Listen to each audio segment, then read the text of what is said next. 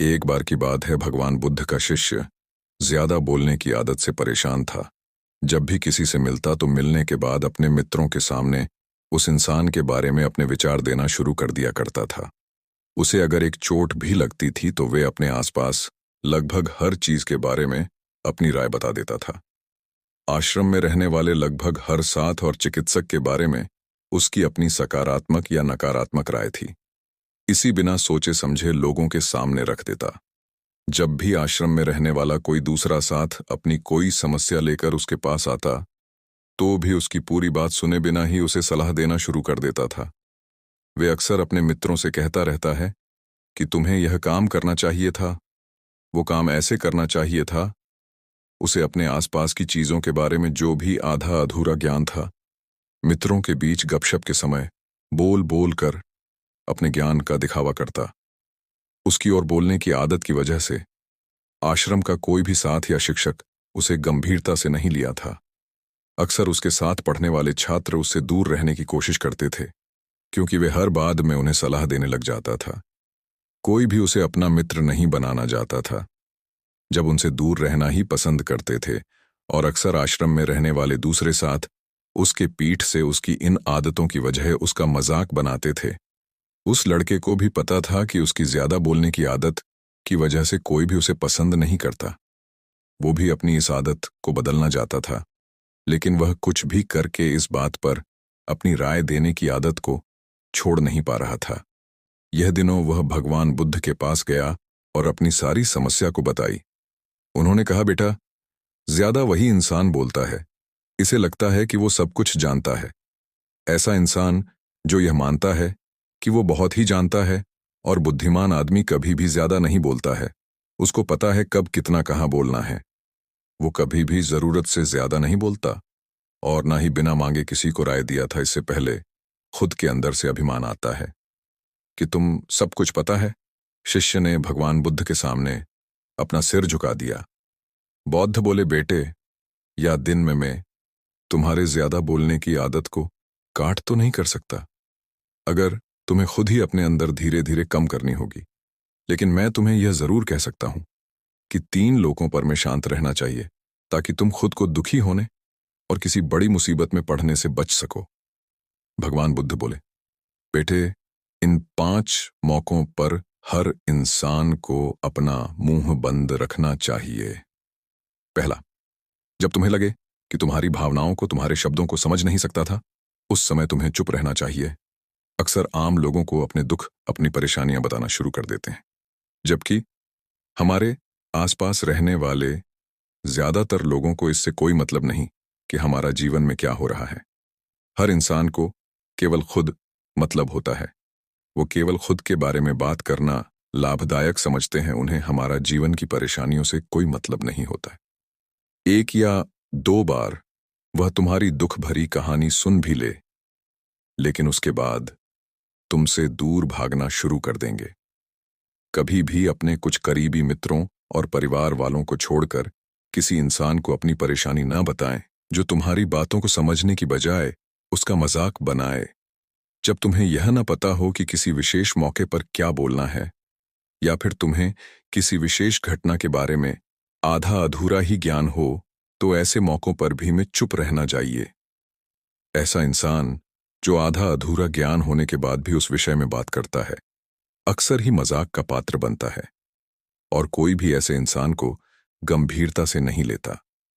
अपनी बात को प्रभावशाली तरीके से वही इंसान लग सकता है इसे घटना या विषय के बारे में गहराई से जानकारी हो। इसलिए कभी भी आधी अधूरी और इधर उधर से मिलने वाली जानकारी को लोगों से अपनी बात मनवाने की कोशिश न करें। ऐसा इंसान बनो जो तुम्हें सुने, तुम्हारी बातों को गंभीरता से ले, जिसे हर इंसान सीखना चाहता है। तीसरा, गुरु ने कहा, जब कोई इंसान तुम्हारे सामने किसी दूसरे इंसान की बुराई करे, और तब भी ऐसी परिस्थिति में तुम्हें चुप होना चाहिए। मैं कभी भी ऐसी नकारात्मक बात का हिस्सा नहीं बनना चाहिए, क्योंकि आज जो इंसान तुम्हारे सामने इसी तीसरे इंसान की बुराई कर रहा है, वहीं कल कोई और के सामने तुम्हारी भी बुरा करेगा। और इस बात की ज्यादा संभावना है, या आज तुमने उसकी हां में हां मिलाने के लिए तीसरे इंसान की जो बुराई कर, रिश्ते ठीक होने पर तीसरे इंसान से भी कहें कि तुमने उसके बारे में क्या क्या कहा था। इसलिए कभी भी कोई किसी तीसरे इंसान की बुराई करे, क्या गलत समय का मजा आए तो तुम्हें बस उसकी बातें सुन ली है, अपने कोई भी राय वहां नहीं रखनी है। अगर तुम ऐसा करते हो तो भविष्य में तुम्हारे लिए समस्या खड़ी हो सकती है। भगवान ने कहा था, जब कोई तुम्हारे ऊपर गुस्से से राय, तुम्हारा अपमान करने की कोशिश करे, तब ऐसी परिस्थिति में तुम चुप रहकर सामने वाले के गुस्से को कम कर सकती है। साथ ही तुम स्थिति को खराब होने से भी बचा सकते हो। जब तुम सामने वाले को फ्रॉड का जवाब न देकर उस समय चुप रह जाते हो, तब भी बात स्क्वाड करने वाला इंसान के दिल में लगती है। गुस्सा कम होने पर उसे अपनी गलती पर पछतावा होता है और ज्यादा संभावना है कि वह अपनी गलती के लिए तुम क्षमा मांगे, और क्षमा नहीं भी मांगता है तो वे अंदर ही अंदर खुद को दोषी समझने लगते हैं और फिर अगली बार तुमसे गुस्सा करने से पहले कई बार सोचेगा। लेकिन तुम्हें हर परिस्थिति में भी नहीं रहना है। अगर कोई खुश कर रहा हो तो में जवाब भी देना है, क्योंकि कुछ लोग ऐसे भी होते हैं, इन्हें हमारा सुख रहना हमारी कमजोरी समझ लेते हैं। उस पर चुप रहने का यह तरीका केवल परिवार, सगे संबंधियों और कुछ मित्रों के लिए ही सही है, न कि हर इंसान के लिए। अगर तुम हर जगह शोक रहने लग गए तो इसका गलत फायदा भी उठाया जा सकता है। उन्होंने आगे कहा, लाभांश हुआ है जब कोई इंसान रूम से उसकी कोई बड़ी घटना या अपने जीवन की परेशानी बता रहा है और इसे परिस्थिति में तुम्हें सूत्रों पर उसकी बातों को सुनना है। ज्यादातर लोग ऐसे होते हैं कि किसी ने उनके सामने अपनी समस्या सुनना ही नहीं कि उन्होंने समाधान देना शुरू कर दिया। जब कोई इंसान दुख से कोई परेशानी बता रहा है और तो वो से किसी चीज की उम्मीद नहीं करता, वर्ष ये जाता है कि हम उसकी पूरी बात यांचा लें, क्योंकि जब हम किसी की परेशानियों को ध्यान से सुन लेते तो उस इंसान को या आत्मिक शांति मिलती है। उसे ऐसा लगता है कि चलो किसी ने तो मेरी बात को समझा। अधिकतर मौकों पर जब वे अपनी परेशानियां बता दें तो वो बस हमें अपनी बात बता चाहते हों या नहीं जाता है कि हम उन्हें देना शुरू कर दिए, क्योंकि न मूल्य देने वाले कौन सा भूने पहले से है। परेशानी के समय में किसी इंसान को संतावना देने का सबसे अच्छा तरीका है कि बस उस इंसान की बुरी बात को सुन लें। जब हम लोगों की बातें बिना उन्हें बीच में रोके और बिना किसी से पूरे ध्यान से असूनते दो की नजरों में हमारे लिए सम्मान और स्नेह का भाव पैदा हो जाता है, हम ज्यादा गंभीर, समझदार और शांत दिमाग वाले प्रतीत होते हैं। इसलिए अब जब अगली बार तुमने जब कोई अपनी परेशानी बताई तो बस उनकी बातों को ध्यान से सुन लेना, और जब तक वह तुमसे न मांगे तब तो उन्हें किसी भी प्रकार की सलाह मत देना। भगवान गौतम बुद्ध बोले, न मेरी भी उठाया जा सकता है। उन्होंने आगे कहा, लाभांश हुआ है जब कोई इंसान रूम से उसकी कोई बड़ी घटना या अपने जीवन की परेशानी बता रहा है और इसे परिस्थिति में तुम्हें सूत्रों पर उसकी बातों को सुनना है। ज्यादातर लोग ऐसे होते हैं कि किसी ने उनके सामने अपनी समस्या सुनना ही नहीं कि उन्होंने समाधान देना शुरू कर दिया। जब कोई इंसान दुख से कोई परेशानी बता रहा है और तो वो से किसी चीज की उम्मीद नहीं करता, वर्षीय जाता है कि हम उसकी पूरी बात यांचा लें, क्योंकि जब हम किसी की परेशानियों को ध्यान से सुन लेते तो उस इंसान को या आत्मिक शांति मिलती है। उसे ऐसा लगता है कि चलो किसी ने तो मेरी बात को समझा।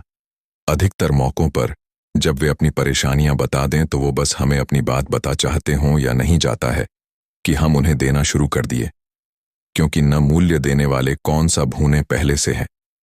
परेशानी के समय में किसी इंसान को संतावना देने का सबसे अच्छा तरीका है कि बस उस इंसान की बुरी बात को सुन लें।